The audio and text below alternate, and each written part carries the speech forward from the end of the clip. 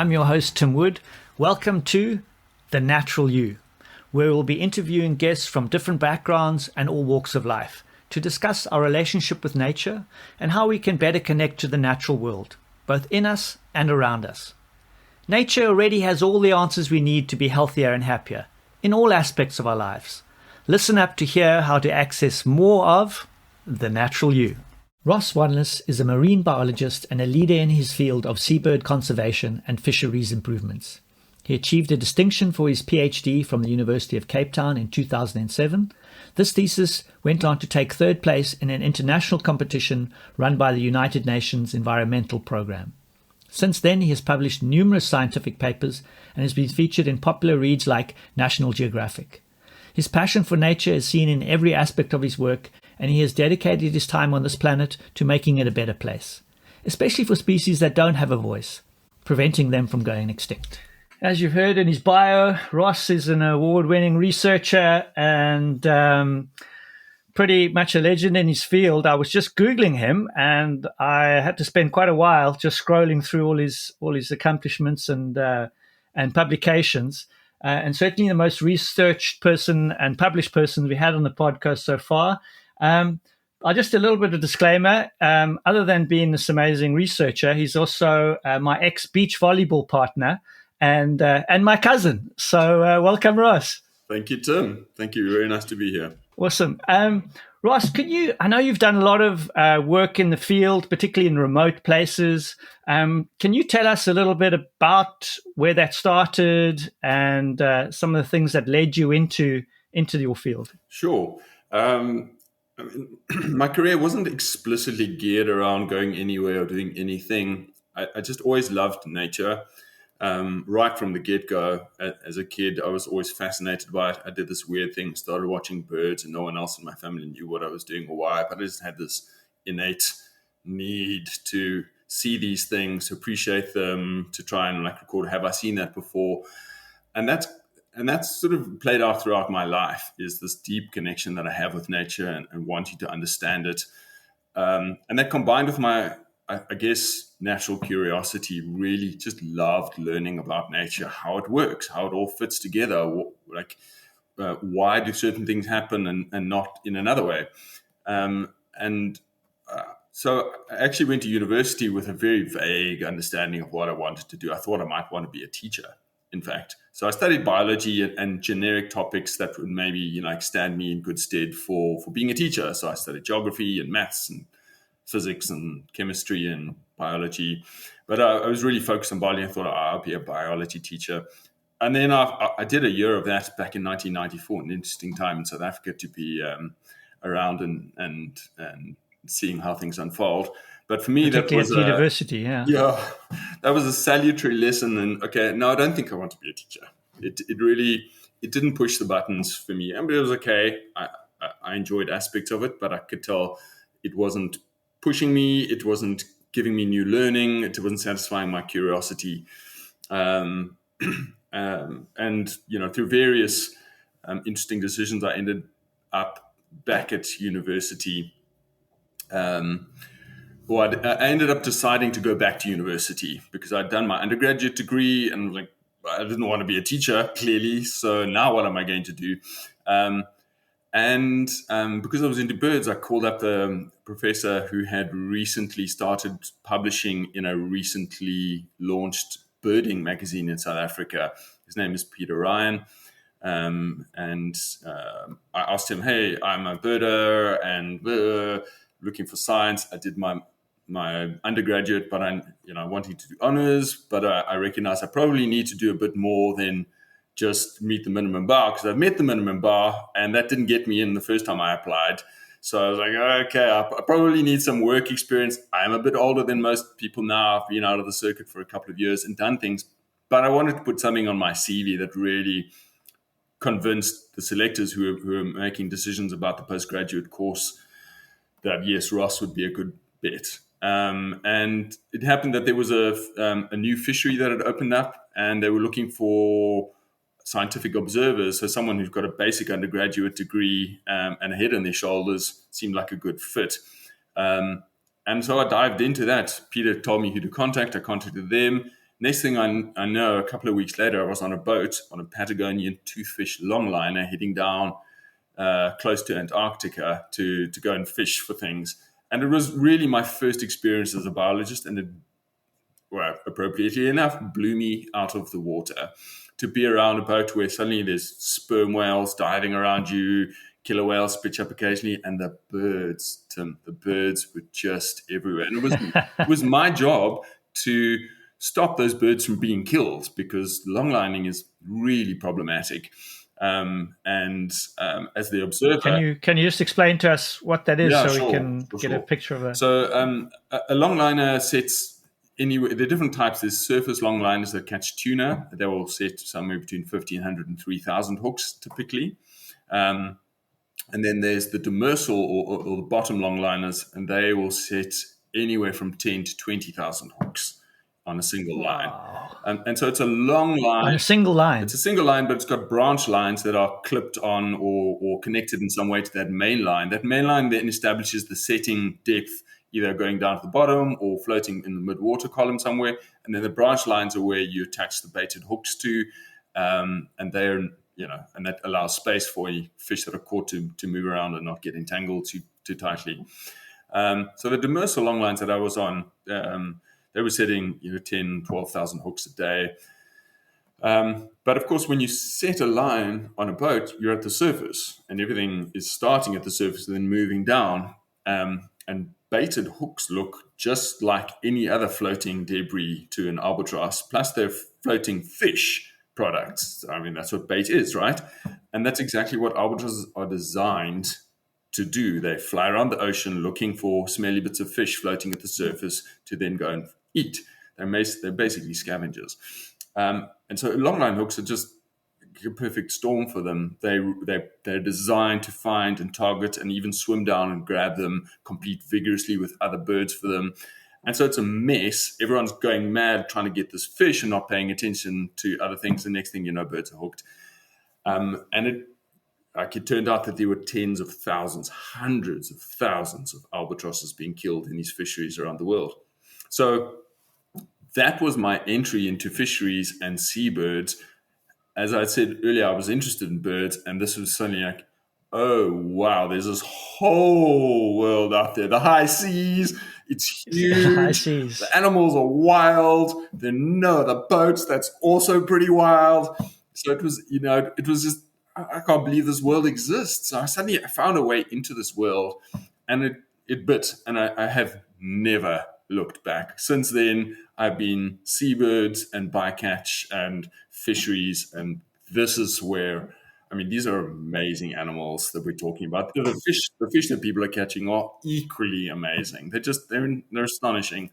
And I love fish, and I don't mind eating fish, and it saddens me to see the way fisheries are mismanaged and allowed to collapse. And I don't want that, because actually fish are super healthy. All those omegas, they're incredibly robust systems that can withstand incredible pressure and still bounce back. So they're really ideal for sustainability. And health-wise, there's very little better than a healthy fish to eat for our personal health. And so many, many reasons why this is something that I've devoted the rest of my career to. And there we are. Brilliant. Wow, that's so inspiring, and I can hear your excitement and passion in your voice still. So a good 20 odd years in, and it's still even probably close to 30 years now, I think, coming up for it. And you can still hear that. So, you touched on the very important aspects of your work of the fish and the birds, particular seabirds, and the interaction between those. So, if you could, that initial study that you were involved with, what was the outcome? Were you able to save more albatrosses, or has there been a change in policy, or your work must feed into policy and international fishing regs as well, I would assume. Yeah, look, there's multiple levels at which things happen. And so at the lowest level was my entry into as an observer. So then you're collecting essentially one data point, which is that trip, and what happened on that trip. And yes, it was incredibly satisfying for me because it was a bit of a Wild West fishery. Um, the boat I was on had previously been a pirate fishing vessel with the same Wow. crew. So they had achieved a legal license and were there legally with an observer. But 3 years previously, they'd been down there, pillaging the resources and doing illegal fishing. So a very Wild West setting. And yes, I was able to build a bird scaring line. So one of the conditions of the fishery was you had to have an observer. Another one was that you had to use a bird scaring line. And I'll explain a little bit about that later. And the third one was that you're not allowed to set your lines during the day because albatrosses are mostly diurnal feeders. So at night, they don't have great night vision. And for the most part, you can reduce any interactions between seabirds and your longliner by 80% or more just by setting your lines at night. So straight off the bat, there was, and I got down to the fishing grounds, and we were like, it's all excited, and they started fishing. I was like, I thought you weren't allowed to fish at night, but you're an observer. You're not a police officer. You got no power. I had no power. Well, you do have power, and I used that power. So I wrote back a very innocent email because we had access to the ship's Inmarsat email facility. It was very expensive, but as an observer, I was allowed to use it. So I wrote back to the observer agency and said, people are setting their lines during the day. I was pretty sure they weren't allowed to. What's happening? And they sent a message to the company, and then the company was obliged to send a message back to them, say, stop setting your lines during the day. Like, you are not allowed to do that. Like, I didn't do anything. I just asked a question. So asked a question, yeah. Yeah. So I subtly because you got to live with these guys as well, right? Exactly. And I mean, observers do get thrown overboard or Really? Yeah, every year fishery observers around the world disappear. It's quite a high risk game. And of course, and that brings us down to one of the fundamental challenges that we're dealing with fisheries is that the out of sight, out of mind. That vessels are essentially a law unto themselves. Everyone who's been on a boat knows the captain is the commander in chief. He is essentially the emperor of his little empire, or her little empire. Very seldom are the women captains, but in theory. So anything that happens with their approval and agreement. And if they don't agree or approve, it doesn't happen. End of story, or else there's mutiny. So, and so the captains can determine a lot of what happens on a boat, and you as the observer cannot cross that line. So I had to work very carefully within that space of, okay, I'm doing my job, I'm recording information, but I'm not trying to be a policeman here. And you want to be really careful. You can't antagonize them, and you can sort of just go through those back channels sounded like you went through. Yeah. And that puts me as an observer, anyone is in a very tricky position. You've got to understand what the risks are. And if there's vessels there that have an observer on and they're determined to go and do illegal activities anyway, that's hard. It's a very, very, very because if essentially they're collecting evidence and could then could report them, and if they recorded it in some way, then there might be ramifications. So you would think that that's how it would work, but it doesn't, because observer programs have been set up in such a way that the people that use so they're scientific observer programs, not compliance observer programs. And it might seem ridiculous to separate that out, but in fact, if you've been brainwashed enough in the fisheries game, you start to understand that is real, because if we have bad data, we can do even less in terms of managing a fishery. And so the scientists in the fisheries game have said, listen, we need good quality data. Observers are our only way to get that. Otherwise, it's logbooks. And so we've got to have scientific observers and they are not compliant. And in fact, you can't even use the data they collect for compliance purposes, because if you cross that line, the data gets degraded. Then the captain makes the observer's life difficult. They threaten them, they bribe them, they do whatever. So rather, let's just give everyone blanket immunity. Any wrongdoing discovered by a scientific observer within reason. If they're blatantly murdering people or anything like that, then all bets are off. But for the most part, if there are infractions against rules, there is no comeback. So it's a weird space. I mean, it makes no Sounds sense. like It makes no sense it does. to have a Well, I formal guess reporting obligation and absolutely no possibility of using that information to address wrongdoing, except in a very generic, we've got to do standards or thing. Yeah. wow. I mean, that's take pragmatism to the extreme, right? It's like, Yeah. and diplomacy and Yes.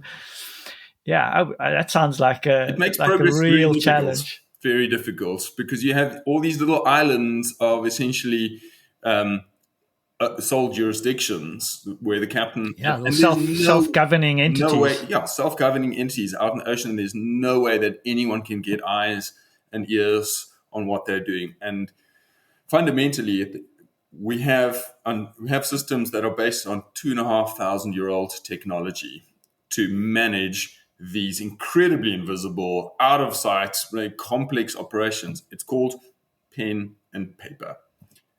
And that is how these fisheries are managed. We ask the captain of a vessel to write things down on a piece of paper. That's it. That's it. And he can write whatever he likes. They go to sea for 6 months or 9 months or 3 years. Not uncommon for some of these, particularly the tuna longliners, will spend 3 years at sea and not come back to port. So they get resupplied by reefers that come in and bring more bait, food, other supplies, turn over crew occasionally, and take their catch. So they aggregate all the catch. So then all the information about exactly where this fish was caught gets lost, because it's all dumped into these big reefers, which is great for laundering IUU catch. It's an amazing system that's been set up in such a way. And then the rules came along and said, okay, but the fishery was already doing that and said, no, well, we're not changing what we're doing. So you're going to set up the rules to allow us to keep doing what we're doing. And that's what happened. And so, when you enter into the space as a novice, you look at it and say, this makes absolutely zero sense. It's impossible to manage a fishery like this. The data is impossible. We cannot get monitoring, control, or surveillance data. It's all done through sovereign rights. So country rights, these are nationality issues here. Sovereignty issues are things, the wars that countries fight are sovereignty issues. This is a sovereign issue. The fishing data and the logbook data are sovereign things. So it's this weird legal framework where, and it was set up in such a way that the fishers have essentially all of the power, and everyone else has got their backs to the wall trying to get any progress. It's all based on consensus. It's all based on confidentiality. And so we're trying to do impossible tasks with, hands tied behind our back and blindfolded. So even with satellite technology now, you could probably pick up on things, but even if you got that information, you probably couldn't do anything about it. Yeah. Wow. Yeah. That sounds. I mean, it gets.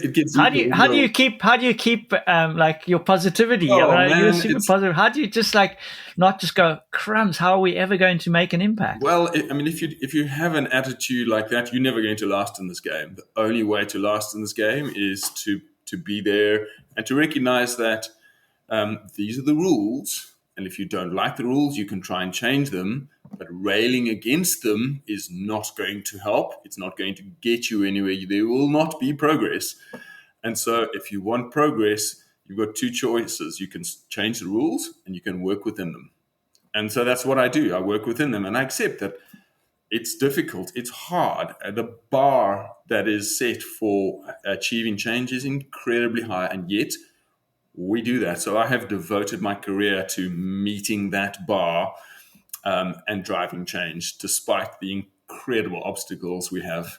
And it's, So once you've so your job is helping to get the data and getting that word out there in the scientific world, public publications, and then that might get taken up by more popular press, National Geographic, and things like that.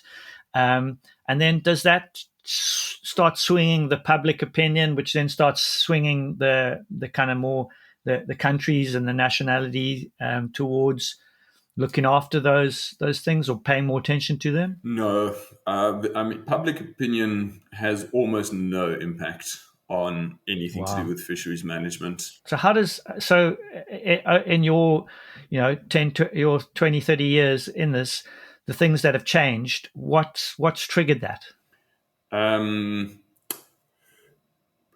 Social opprobrium, which is a very strange way to run ecosystem So services what at the does that scale of mean? global social opprobrium. So people don't like to be labeled as the bad guy, and the people that the human beings, the actual individuals that go to these meetings they're people at the end of the day, and if they're representing country X and country X fleet has been accused of wrongdoing and they're under the cosh because they hate it, they don't want that.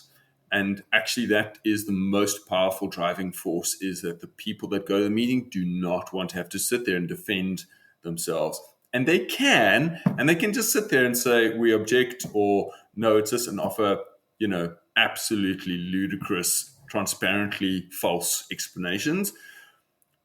But the rules are such that they are not obliged to do anything. There's no burden of evidence. So these are international forums? Yeah, these are international fora. So let me be explicit. I'm not talking about national fisheries. This is not a UK fishery or a South African fishery.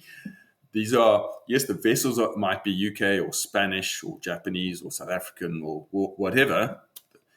They're flagged to those countries, but I'm talking about fisheries that operate in the high seas, that are targeting fish that are not in national jurisdictions. They are the high seas or international jurisdictions. And the sets of rules and how those things are managed are very complex, but essentially there's intergovernmental agreements. So countries get together and say, oh, we can't let this free fall continue. Everything's going down the gurgler. We've got to put some rules in place and try and manage some systems and limit the capacity, the overcapacity of fishing vessels and overharvesting.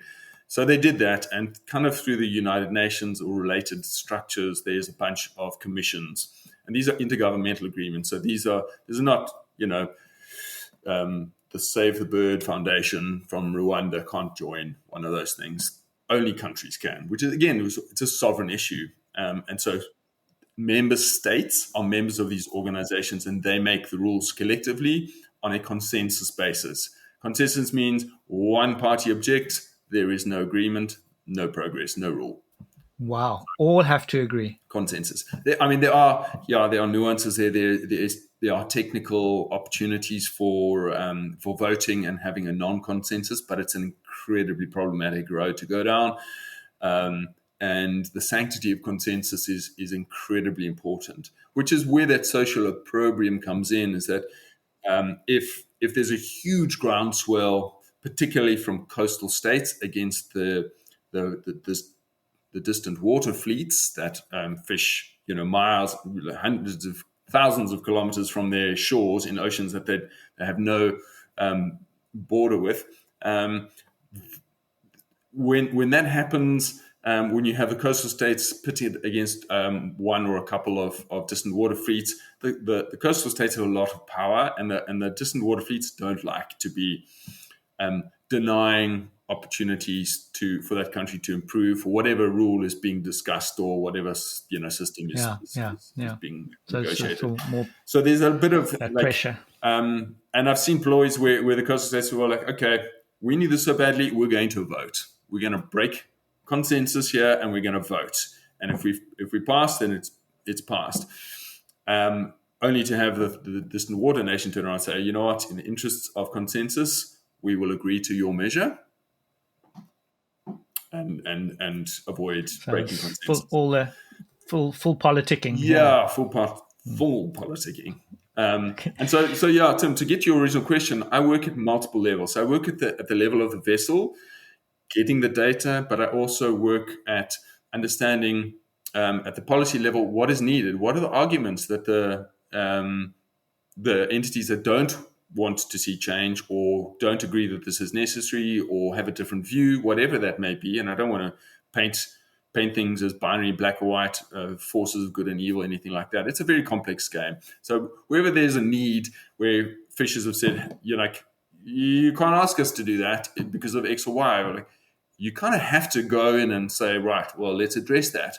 So my science training has helped me understand how to get into the woods with the mitigation measures. If you want to stop them from catching turtles or seabirds, you've got to do things differently. And so I've been involved in lots of research on board. Not me personally getting on the boats anymore. That was my observer days, and that's done. But getting agreements with the company that owns the vessel, with the country that the vessel is flagged to, and with the parties that are wanting to do some work on there and say, well, can we solve this problem? It's all voluntary. Sometimes you have to pay them money because there are costs that they experience. There's opportunity cost, there's loss of catch. So you actually have to pay the vessels to get on board and do some work to try and fix a problem that they are causing. It seems weird, but that's just how it goes. And so it's just compensation. Compensation more than anything. So I've been at that nexus of understanding the needs and then designing interventions, research programs, things to address those needs, taking those results, feeding them back up, and then agreeing at the high level policy, okay, these are the rules. This is as far as the data will allow us to go, and we can't force this or that extension to the system. So whatever the design features, they maybe go for a slightly easier design feature, or there's many things you could. So to give us a kind of idea of sort of practically, what would you say are your let's say top 3 biggest wins in terms of changes, actual changes, or even your biggest win? Would you say? There's some nice wins. I guess for me the biggest personal win was seeing that process that I've just described through to its culmination in the Indian Ocean Tuna Commission in 2012, and we had So I was working at BirdLife International, and for your UK listeners, the Royal Society for the Protection of Birds, RSPB, is the UK partner to BirdLife International. BirdLife International is also headquartered in Cambridge, so it's got a strong UK flavour, which is great because the UK people have probably the best bird conservation ethic of anyone on the planet, and I think British people invented birding, and certainly are the world leaders in terms of birders and birding, and so it's a good audience when you show people pictures of albatross, which breed on UK territories overseas, Gough and South Georgia and so forth. They get passionate about, because those are territorial UK breeding species, and they're also albatrosses, and they're amazing. And so, sorry, I forget the question. Top wins, the wins. Right. And you saying yeah. And so throughout this process of getting the seabird bycatch reduced, hundreds of thousands of birds being killed, in 2011, shortly after the Fukushima disaster, Japan, and the two may or may not be related, but Japan turned around and said, okay, in the Atlantic Ocean, finally they relented and agreed to a seabird conservation measure that took up the best practice that we had been doing and all this research on vessels, getting rid of measures that were supposed to help the birds but actually did nothing or potentially made it worse. So we had to so we refined the measure and said, right, this is much closer to best practice. It was something that BirdLife International felt was a win. So that happened in ICAT in 2011. And then in 2012, I was responsible for BirdLife International at the Indian Ocean Tuna Commission meeting. And we were up against the wall, and a couple of countries were just digging their heels in. And so I went and had a conversation with a Korean official on the margins and said to him, so you've already agreed to this measure in the Atlantic Ocean. I don't understand why you're not willing to agree to this in the Indian Ocean.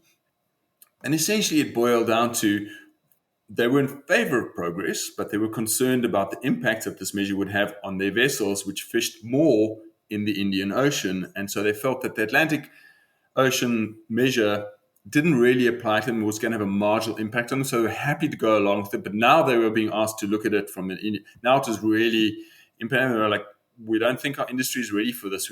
And like it would be easy to say they didn't want it because it affected them.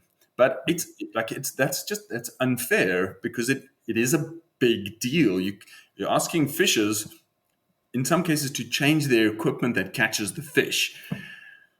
That is an incredibly big ask. It's like asking a miner to change the equipment that they use to dig the gold or to refine the gold. It's like, they'll such a huge investment. Only do that if they know it's not going to affect their bottom line. That is the only way they're going to. It's a huge investment and training and all the downtime and all that. It's massive. And so I want to be respectful of the position that the Koreans had. It was a valid position, and I felt that they were being honest and saying. And so I said to them, look, here's some data. Here's the work that we've done. This is why we're pushing this. Look at these graphs from this data, and I could show catch rates of target species and non-target, which are higher on the hooks where we were doing our experiments with weighting or bird scaring lines or whatever. And so actually there might be some benefit, but definitely you're not going to be experiencing loss. And I said to them, look, if you can agree to this measure, I will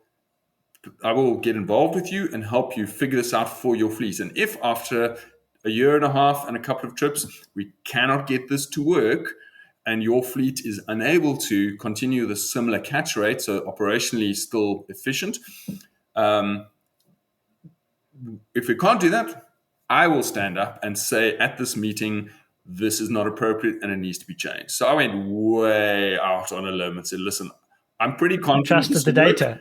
And I'm prepared to put my reputation on the line here. In data we trust. In data we trust. And they agreed. And so that win caused the IOTC to have essentially an identical conservation measure for seabirds for all tuna longliners operating where seabird bycatch is a concern. So it kind of mirrored what is happening in ICAT. And that wasn't a huge win. And of course, through that, you would think I've maybe saved some birds. The reality, how many would you estimate? Well, the reality is that is just the first stage of this process. It's a multi-stage process. You have not saved any birds when you get a rule in place, because as we've discussed, what happens with sea is a bit of an unknown, and you're relying on captains writing on a piece of paper, "This is what we did," with no formal verification. So that was a major win, getting the rules in place. Another major win was doing the on the ground work. So of course everything happens in a national context somewhere, because there's no boat that doesn't belong to a country. It isn't flagged somewhere. You cannot have a stateless vessel fishing on the high seas, or if you do, it's just out and out illegal. No one has any questions about its illegality, and it should be it should be taken out of the water and impounded. But we're talking about notionally legal fisheries here. Everything happens in a country. And so BirdLife, in its wisdom, recognized we're going to have to get some actual boots on the ground or on deck to show fishers and to demonstrate and do this kind of research. And so I was, at the same time I was working at the international level, I was also working at the local level in South Africa. There's an extremely well put together and successful program that BirdLife ran called the Albatross Task Force. And I started with managing the Albatross Task Force in 2008. And during that time, we were able to get industries in a couple, not in the tuna longline, actually in a domestic trawl fishery, and they drag a net along the bottom of the ocean.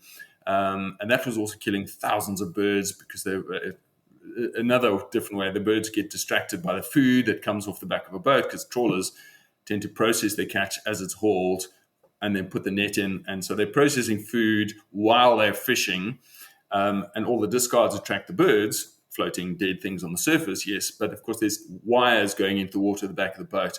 The birds don't see those wires. They fly into them, collide them, get dragged underwater by them, get their wings wrapped around them. it turns out they were killing tens of thousands of birds every year, just in South Africa. But through that process of onboard work, working with the industry, not setting yourself up in opposition to them, but saying, hey, look, this is a problem. Like, you can't be killing 10, 20,000 albatrosses a year and say you don't have a problem. So, but we want to work with you. We want to try and find solutions. And we were able to do that in the albatross task force very effectively. And that trawl fishery, for example, we published a paper in 2014, which showed that actually there was incredibly widespread adoption of the mitigation measures that we were promoting. And essentially it reduced the annual catch of birds from 10,000 birds a year to fewer than 100. So we had a 99% reduction in the bycatch. It's Wow. basically ended it. I mean, a few birds. So yeah, we did Wow. incredibly well. That's So you amazing. can say every year since then there's 100,000 more albatrosses flying around in the ocean than there would have been. Here we are 10 years later. Yeah. So there's 100,000 more birds flying around than there would have been. Wonderful. So that's a good one. Wonderful. That's so cool. And so rewarding to kind of see your part in that. And I think the thing that strikes me just talking to you is how patient you need to be, and how responsive to all the needs. And I wonder how that could translate in our lives too, in our social interactions, in our dealings with people we have potential conflicts with, and just transposing those is like, everyone has their own vested interest and wants the best for themselves and their group and their family or tribe. And on the other side, there'll always be competing interests, who perhaps would be seen as competitive, or trying to restrict your whatever you're doing. But really, we all need to work together to solve these challenges. Whether it's your next door neighbor who's cutting their grass at 4 a.m. or or kids playing loud music late into the night, we all want to exist and do our own thing. And so I'm wondering if there are lessons from your work in the high seas, which sounds pretty lawless or quite vague and hard to control. If we can think about some of those lessons and bring those into our lives of playing a long game, being patient, trying to come around the table, getting people to engage. You're giving all answers here, Tim.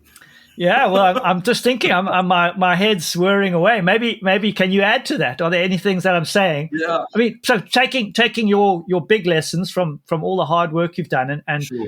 and kind of distilling it down to things that we could do in our practical lives, because none of us are going to be on, other than yourself, are going to be on the high seas. But I think if we could bring that down to our own personal lives, and particularly when it comes to nature, because most people listening in are nature-orientated people and want to live healthier and happier lives and want to look after the environment.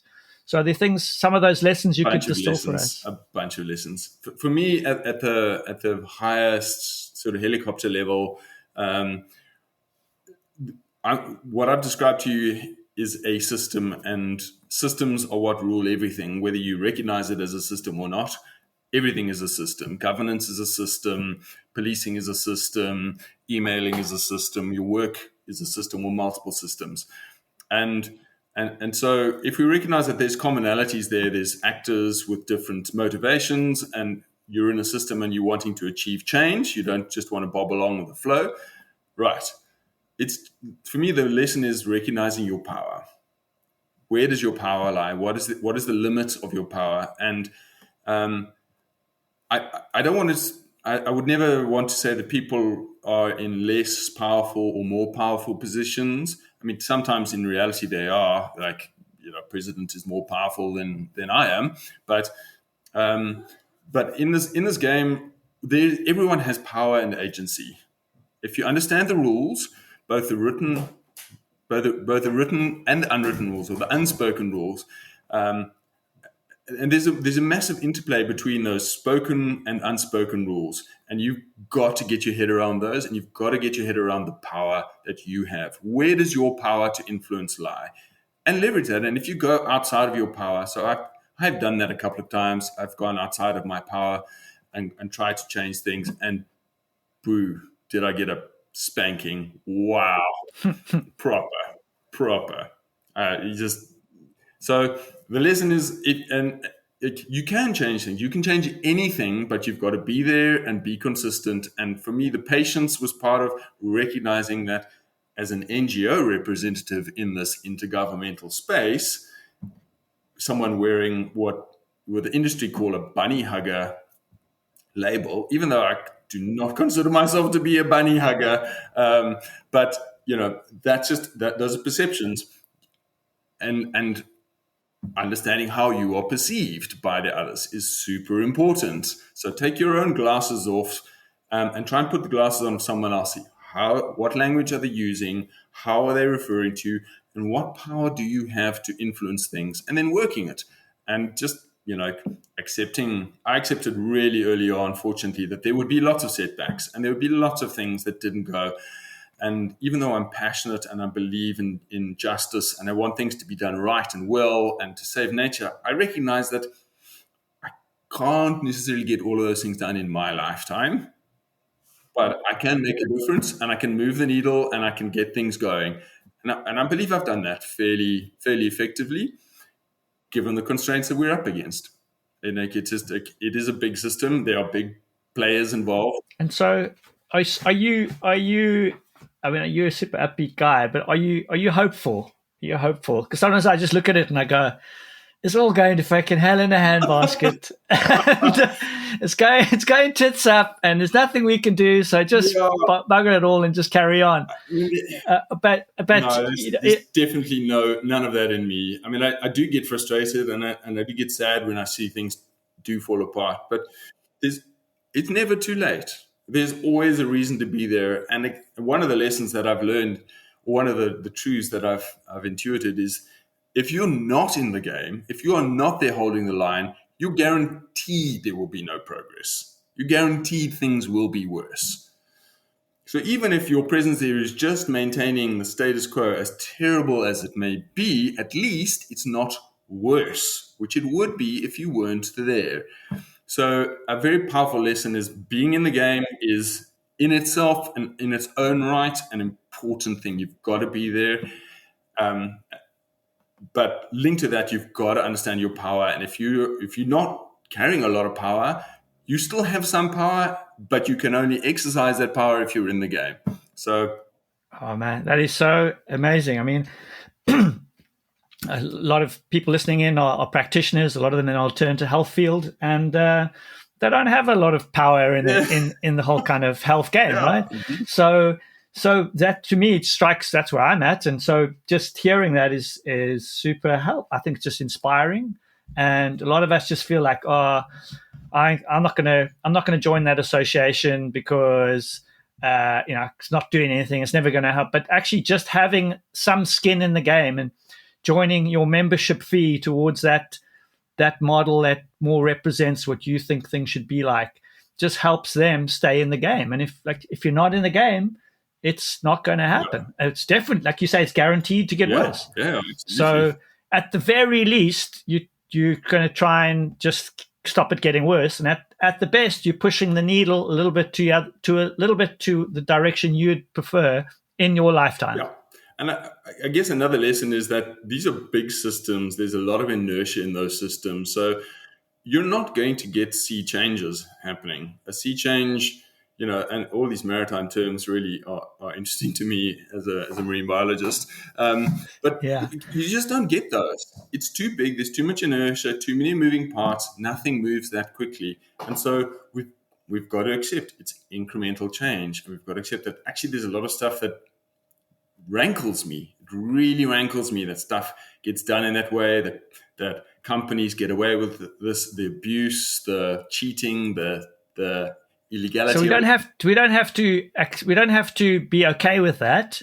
we have to acknowledge that that's the reality of the system, because I think it can be it's quite focusing on those things and the inequality and the illegality and the just the amoral element to it is this. It makes us well, certainly makes me despondent. So just hearing you say that it can only be incremental. Yeah. And if we look at evolutionary process, it's incremental with little jumps. And we have these little spurts. And so hopefully we can, we'll see the needle shifting, and then there's a little blip forward as another step gets taken. And maybe we can see that in change. There is a very important counterpoint, which is the illusion of change. And so I've had a very clear eye on, is this actual change? Are we actually moving the needle? Or are we just window dressing and it looks like there's progress? And so many of these things, you can look at the process, and if people are just dicking around with the process, how is the data collected? How is the blah, blah, blah, blah, blah, what are the rules? That's all process.